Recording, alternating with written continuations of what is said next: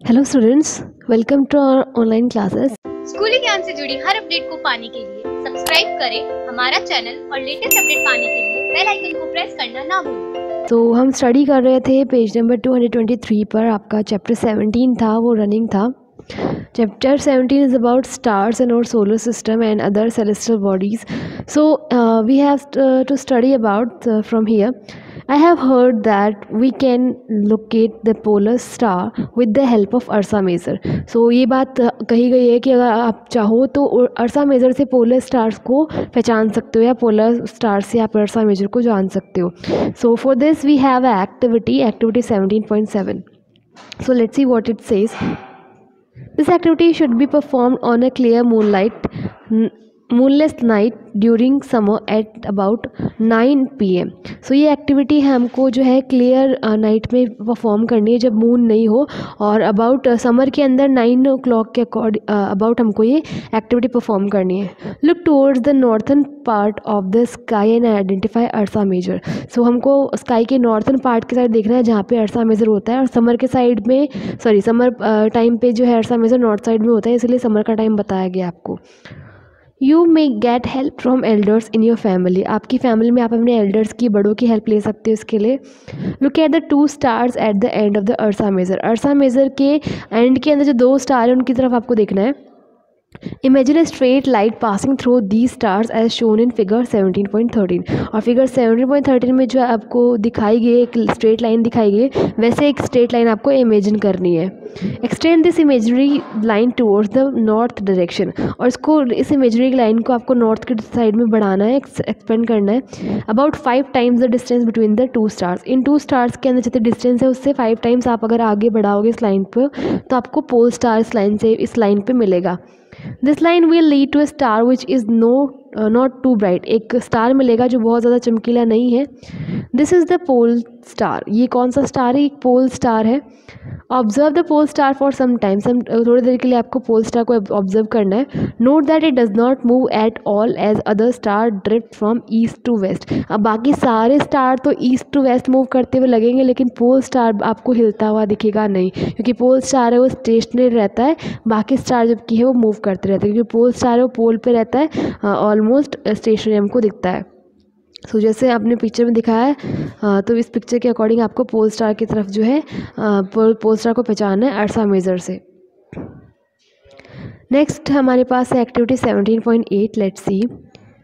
During a summer night observe Ursa Major 3-4 times at an interval of 2 to 3 hours। Summer के time पे आपको अपना अर्सा major है उसको ऑब्जर्व करना है, 3-4 times ऑब्जर्व करना है, और उनके बीच में डिफरेंस होना चाहिए 2 से 3 hour का।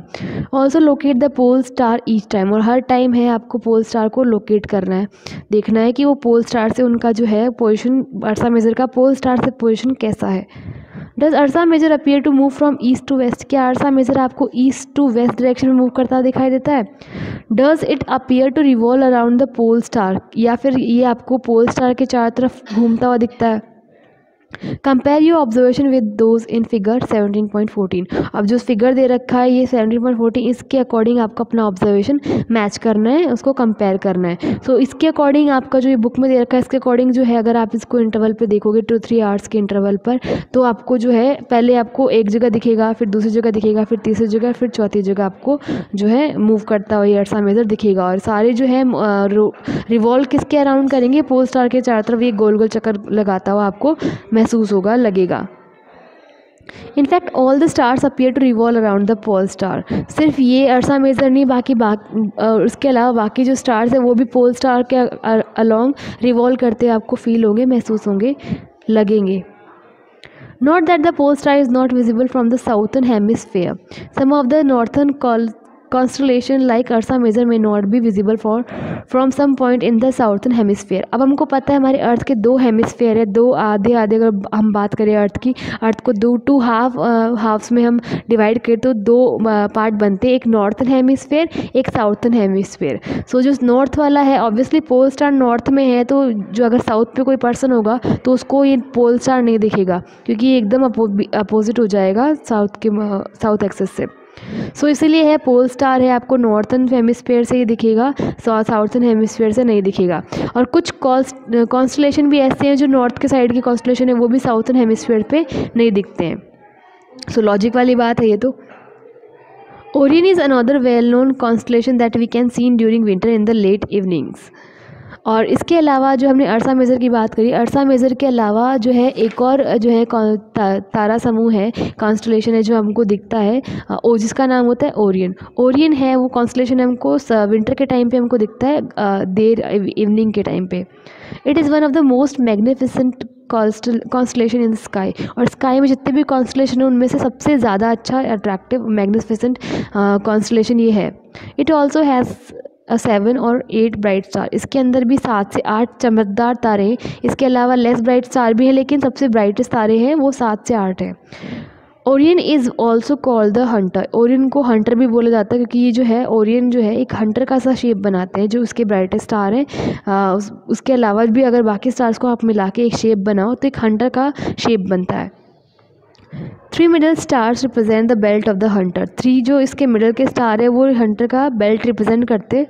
The 4 bright star appear to be arrange in the form of a quadrilateral. और बाकी के जो 4 तारे हैं एक क्वाड्रिलेटर का शेप बनाते हुए दिखते हैं। क्वाड्रिलेटर मतलब जिसके 4 आर्म्स हो, जिस शेप के, जैसे कि ट्राइंगल के 3 आर्म्स होते हैं वैसे क्वाड्रिलेटर के 4 आर्म्स होते हैं, आपको पता है मैथ में आता है आपके।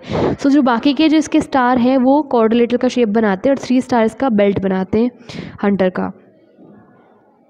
The star Sirius which is the brightest star in the sky is located close to Orion. और आसमान सबसे चमकीला तारा जिसको माना जाता है जिसका नाम है सीरियस, वो सीरियस स्टार भी जो है इसके ओरियन के पास में हमको मिल जाता है, लोकेट होता है। To locate Sirius, imagine a straight line passing through the 3 middle star of Orion। और ये और सीरियस तारे को आप कहाँ है ये पता लगाने के लिए अगर आप जो ओरियन आपको कॉन्स्टलेशन दिख गया है तो ओरियन के जो 3 मिडल स्टार्स हैं उनसे आप एक पास होती एक स्ट्रेट लाइन अगर आप खींचोगे तो उस स्ट्रेट लाइन पे आपको जो सीरियस स्टार है वो मिल जाएगा। Look along this line toward the east. East की तरफ आपको जो लाइन है इन 3 स्टार से निकलती लाइन आपको ईस्ट की तरफ बढ़ानी है। This line will lead you to a very bright star. एक बहुत चमकीला तारा इस लाइन पे आपको मिलेगा और ये चमकीला तारा कौन सा है? सीरियस है। सो देखो यहाँ पे है ये ओरियन कॉन्स्टलेशन है। सो इसके अंदर जो 3 स्टार हैं ये इस हंटर के बेल्ट को रिप्रेजेंट करते हैं और बाकी की ये जो स्टार्स हैं ये जो है एक क्वाड्रिलेटरल बनाते हैं। ये जो स्टार है ये क्वाड्रिलेटरल बनाते हैं और एक हंटर का सा शेप आपको दिखाई देता है। फिगर 17.16 में आपको एक हंटर का शेप दिखाई दे जाएगा अगर आप थोड़ा ध्यान देंगे, वहाँ बना हुआ आपकी बुक के अंदर। Cassiopeia is another prominent constellation in northern sky. एक और कॉन्स्टलेशन है जिसका नाम है कैसियोपिया। सो कैसियोपिया एक बहुत इंपॉर्टेंट कॉन्स्टलेशन है नॉर्थन स्काई का। It is visible during winter in the early part of the night. और विंटर के टाइम पे जो है रात के पहले वाले हिस्से के अंदर आपको ये ईजिली दिख जाता है। It look like a distorted letter W और M। और एक जो है टेढ़ा मेढ़ा सा वर्ड है, लेटर है W या M है, वैसा दिखाई देता है। ये टेढ़ा मेढ़ा M हो गया या टेढ़ा मेढ़ा ये W हो गया, तो ऐसा कुछ है आपको ये कॉन्स्टलेशन दिखाई देता है। आपकी कॉन्स्टलेशन ये जो है कैसियोपिया कॉन्स्टलेशन है, आपको जो है फिगर 17.11 में दिखाया था, पेज नंबर 222 पे ऊपर C के अंदर है। जो है ये थोड़ा सा डिस्टॉर्टेड W जैसा दिखाई देता है, कुछ ये जो दिखाई देता है ये वाला ये ऐसा दिखाई देता है, तो ये W जैसा ही है। ये इसको जो थोड़ा सा M जैसा भी बोल सकते हैं। नेक्स्ट हमारे पास है do you know point. A constellation does not have only 5 to 10 star, it has a large number of stars. एक कॉन्स्टलेशन में सिर्फ 5, 6, 10 तारे नहीं होते हैं, उसमें बहुत सारे तारे होते हैं, लेकिन कुछ ही ब्राइट होते हैं, इसलिए हम बोलते हैं कि इसमें हाँ इतने ब्राइट स्टार हैं। However we can see only the bright star in a constellation which our naked eyes.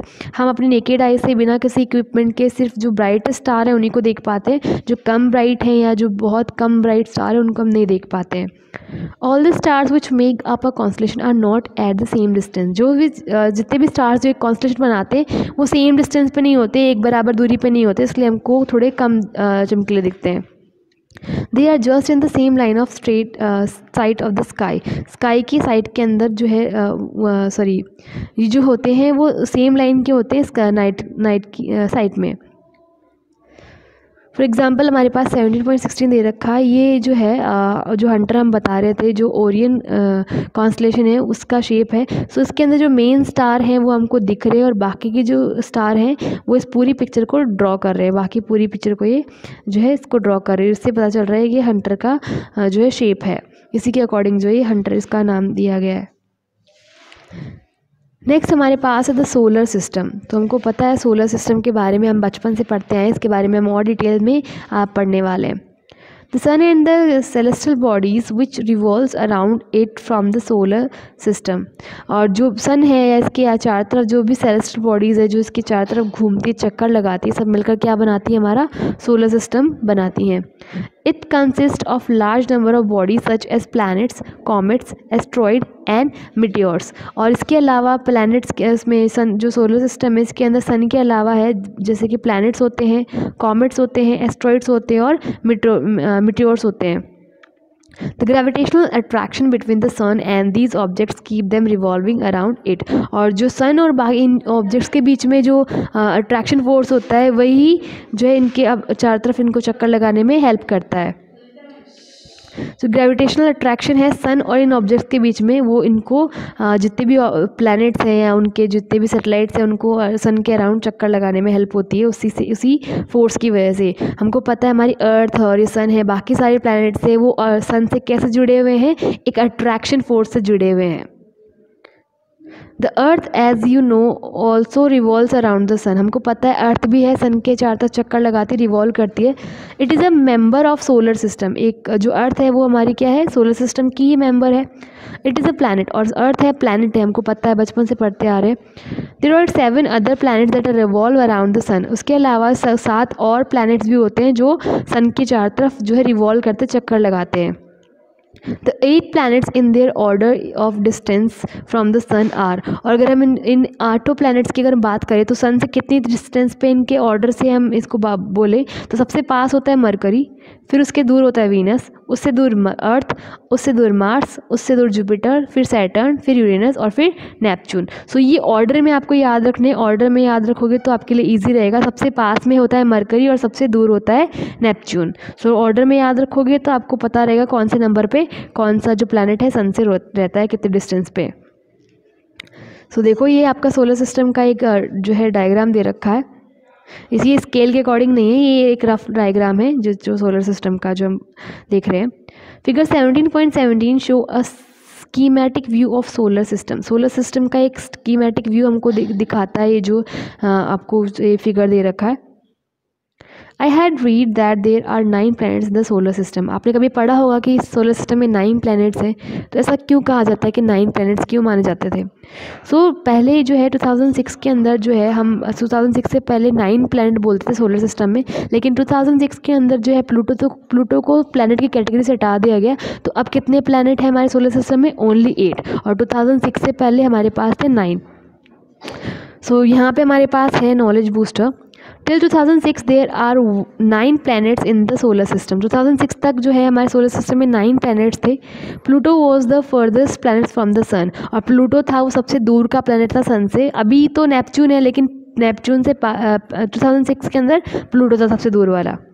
In 2006, the International Astronomical Union (IAU) adopted a new definition of planet। IAU है जो इंटरनेशनल एस्ट्रोनॉमिकल यूनियन है, उसने एक नई definition मान ली planet की, उसके नए क्राइटेरिया समझ लिए प्लैनेट के। Pluto does not fit this definition. और इस डेफिनेशन में प्लूटो फिट नहीं आता था। It is no longer the planet of the solar system. इसीलिए जो है प्लूटो है वो सोलर सिस्टम का प्लैनेट नहीं है। सोलर सिस्टम का पार्ट है, ड्वार्फ प्लैनेट है, लेकिन प्लैनेट नहीं है। मतलब पार्ट तो है लेकिन सोलर सिस्टम का प्लैनेट नहीं है। अब प्लूटो को हम जो है ड्वार्फ प्लैनेट बोलते हैं।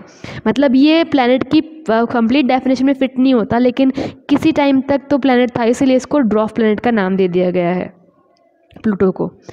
Late us know about some members of the solar family.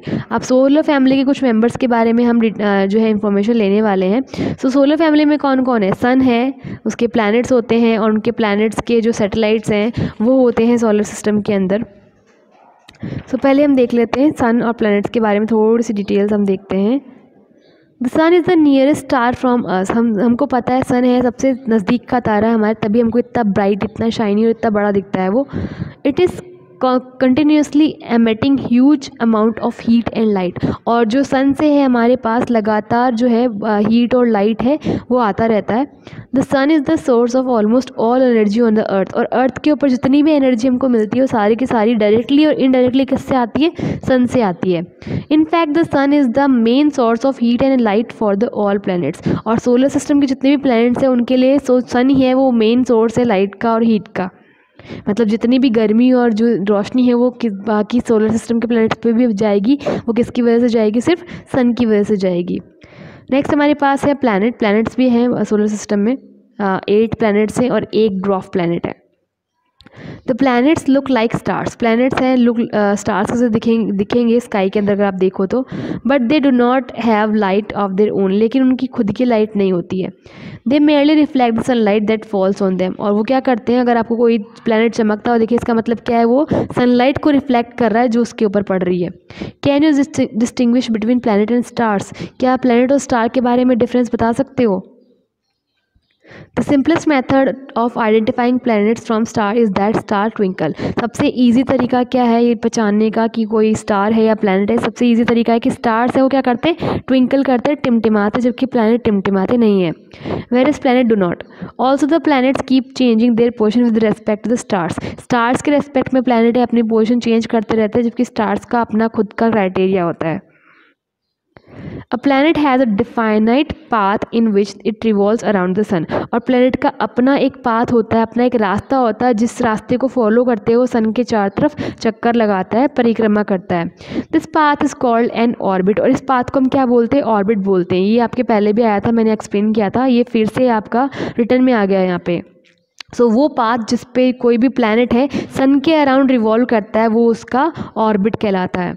The time taken by a planet to complete one revolution is called its period of revolution. और एक प्लैनेट को उसका एक ऑर्बिट के अलॉन्ग उसका एक कंप्लीट राउंड कंप्लीट करने में, सन के चारों तरफ एक कंप्लीट चक्कर लगाने में जितना भी टाइम लगता है उसको बोलते हैं पीरियड ऑफ रिवॉल्यूशन, परिक्रमण काल। The period of revolution increase as the distance of the planet increase from the sun. और ये जो पीरियड ऑफ रिवॉल्यूशन है किसी भी प्लैनेट के लिए बढ़ जाता है जब उसका जो है सन से डिस्टेंस अगर बढ़ जाएगा तो उसका रिवॉल्यूशन पीरियड भी बढ़ जाएगा। ऑब्वियसली अगर जो है पाथ छोटा है तो टाइम कम लगेगा, पाथ बड़ा है तो टाइम ज़्यादा लगेगा। अगर सन के पास है तो उसका पाथ छोटा होगा और सन से दूर है तो उसका पाथ बड़ा होगा। तो जितना ज़्यादा डिस्टेंस सन से होती है उतना ज़्यादा पाथ बढ़ेगा, और जितना पाथ बढ़ेगा उतना ही रिवॉल्व करने में टाइम लगेगा, और उसकी वजह से रिवॉल्यूशन पीरियड उसका बढ़ जाएगा। I wonder why the planet do not collide with revolving around the sun. अब सवाल ये उठता है कि हमको पता है सन के चारों तरफ बाकी के प्लैनेट्स भी साथ में चक्कर लगा रहे, तो एक दूसरे से टकराते क्यों नहीं है? तो इसका जो आंसर है वो हमको एक्टिविटी 17.9 में मिलेगा, और ये एक्टिविटी हम नेक्स्ट पार्ट में हम करने वाले हैं। सो यहाँ तक के लिए हमने आज कंप्लीट किया है। हमने सोलर सिस्टम के सन और प्लैनेट्स के बारे में थोड़ा सा डिटेल्स लिए, इन्फॉर्मेशन लिए। नेक्स्ट हम इसके बारे में डिटेल्स में नेक्स्ट पार्ट में हम स्टडी करेंगे। So that's all for today. Thank you.